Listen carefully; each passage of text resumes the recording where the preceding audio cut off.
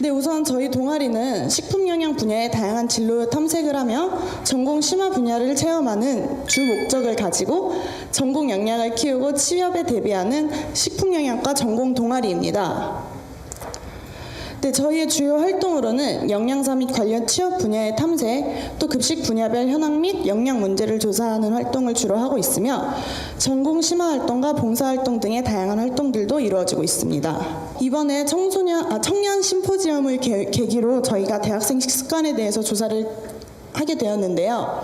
네, 우선 대학생들은 일반적으로 청소년기에서 성인기로 전환하는 과도기로서 많은 변화를 겪게 됩니다. 네, 그렇게 돼서 이제 장거리로 이제 통학을 하게 되고 그러면서 자취를 하고 하숙등을 하는 등 주거의 변화도 많이 생기게 되고요. 사회적인 활동으로 지출이 많이 증가하게 됩니다. 또 많은 학생들이 아르바이트를 하게 되었고 외모에 대한 관심도 증가하며 학업 및 취업에 대한 스트레스도 증가하게 되었습니다. 이러한 일반적인 특성에 따라 대학생들의 식생활도 많이 바뀌게 되었는데요. 여러 연구자들이 조사를 많이 한 결과 대학생들이 바쁜 스케줄로 인해 식사가 불규칙해졌다는 점, 또 아침이나 바쁜 학업 시간표로 인해 점심도 많이 거르게 된다는 점, 또 그로 인해 과식을 한다던가 폭식을 한다던가 밤 늦은 시간에 식사를 하게 된다는 점과 편의식품을 많이 섭취하고 과도한 흡연과 음주, 또 식생활이 얼마나 중요한 것인지 모른다는 그런 생각을 많이 갖고 있었습니다. 네, 이러한 식습관 문제로 많은 영양적인 문제가 야기되었는데요. 네, 우선 영양소 섭취 부족이나 나트륨, 지방, 당류 등의 과잉 섭취로 인해 영양 불균형이 초래되었고, 특히 여성의 경우는 식이장애 등의 문제로 체중 조절이 빈번하게 일어나고 있습니다. 이러한 학생들은 전국의 대학생 중에 12% 정도가 된다고 합니다. 또 각종 질병에 노출되어 위험성이 증가되고 있는 상황입니다. 네, 이러한 식습관 문제는 모든 대학들에서 지금 이슈가 되고 있는 상황인데요. 네, 한 대학에서 5,000명을 대상으로 건강 검진을 실시하였다고 합니다.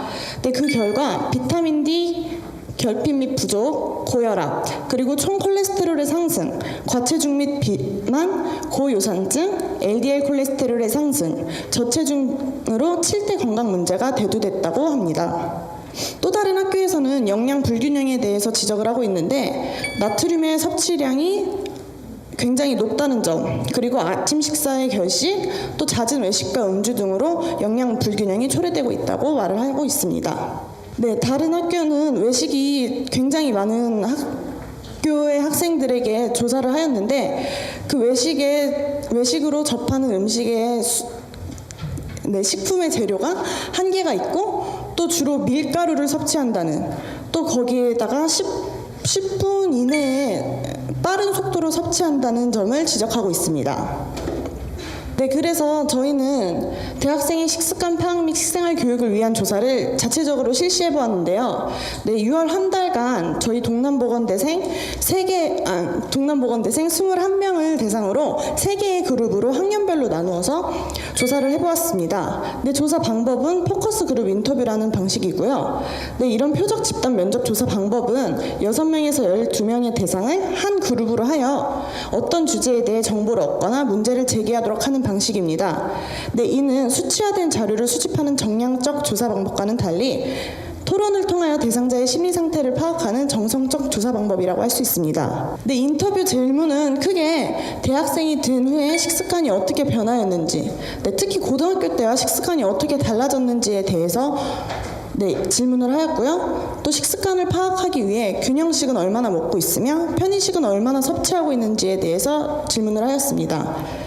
또 식생활 교육을 어떤 주제로 받고 싶은가에 관한 식생활 교육 관련 질문도 몇 가지 진행하였습니다. 네, 대부분의 학생들이 고등학교 때에 비해 식습관이 달라졌다고 대답을 해주었는데요. 네, 이러한 식습관이 달라진 이유는 바뀐 스케줄로 인해 식사 시간이 불규칙해졌다고 합니다. 또 고등학교 때처럼 급식을 먹지 않고 또 음식을 다양하게 먹지 못하는 등의 이유를 제시해 주었습니다. 네, 이러한 식습관 변화에 따른 여러 가지 증상이 나타났는데요. 체중 증가가 11명으로 가장 많았고 피부 트러블, 한약을, 또 두통, 피로 증가, 체력 저하, 식도염 및 위염, 체중 감소, 설사 등의 신체적 문제가 나타났습니다. 또 제때 먹지 못한다는 스트레스와 예민해지고 식욕 감퇴 등의 증상도 호소하기도 하였습니다.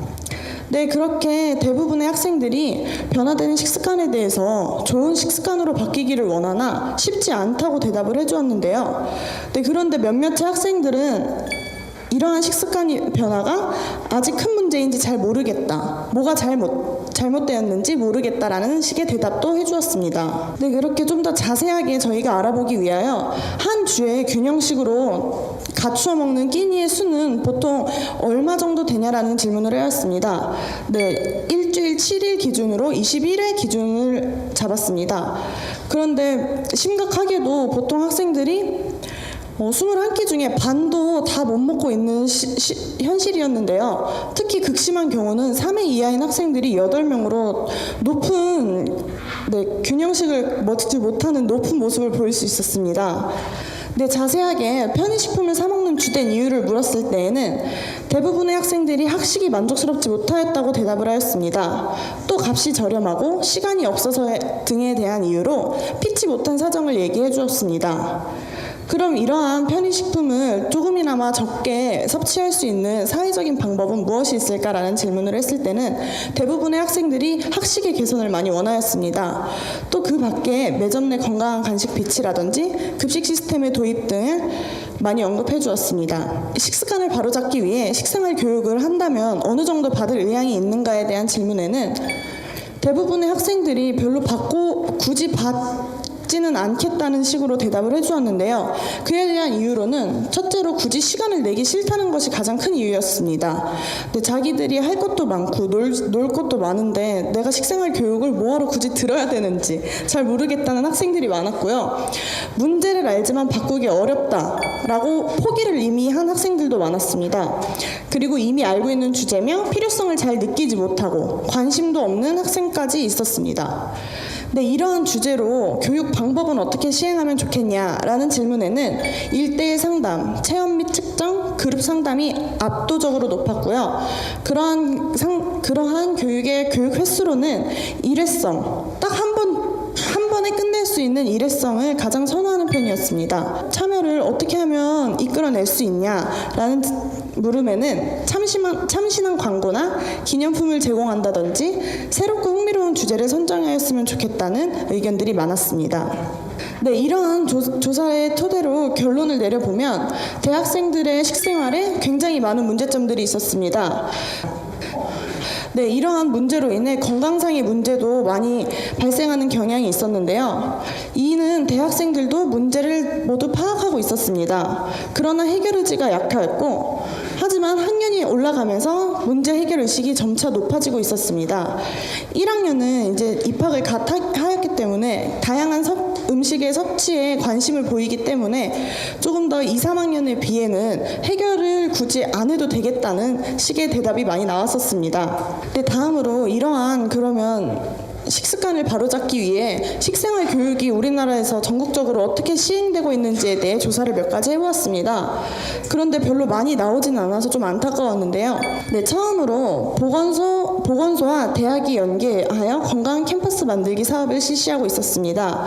이는 용인시의 보건소가 그 주위에 있는 대학과 연계하여 대학생 헬스업 프로젝트를 실시하고 있었습니다. 이의 내용으로는 건강 부스 및 박람회를 운영하여 역량관리, 강의, 또 직접 체험 등을 제공하여 많이 제공하고 있었고요.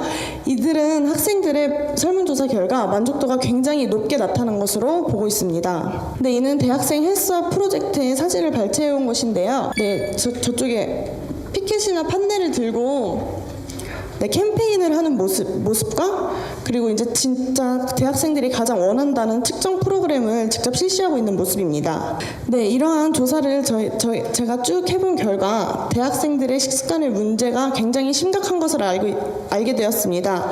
근데 이러한 대학생들의 식습관 문제를 대학생들이 직접 자각할 수 있도록 일깨워줘야 하겠고요. 전국적으로 대학생들을 위한 식생활 교육이 활성되고 있지 않음을 볼 수 있었는데 이는 특성에 맞는 효과적인 식생활 교육이나 프로그램이 필요하다고 생각을 합니다. 네, 지금까지 저희 발표를 들어주셔서 감사합니다.